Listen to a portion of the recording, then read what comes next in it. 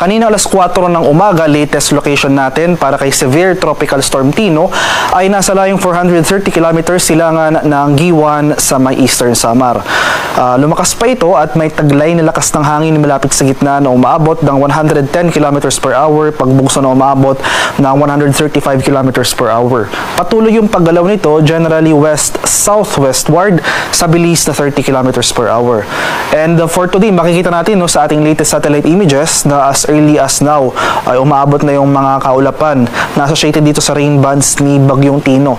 So later in the day, asahan natin yung magiging masungit yung ating panahon sa eastern sections ng Visayas at sa Mindanao, as well as some portions of Bicol region.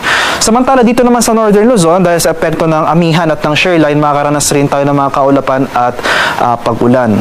Meanwhile, for Metro Manila at malaking bahagi pa or sa nalalabing bahagi ng ating bansa, ngayong umaga hanggang sa tanghali ay generally fair weather ang ating inaasahan, partly cloudy to cloudy skies, may chance pa rin ng mga rain showers or thunderstorms.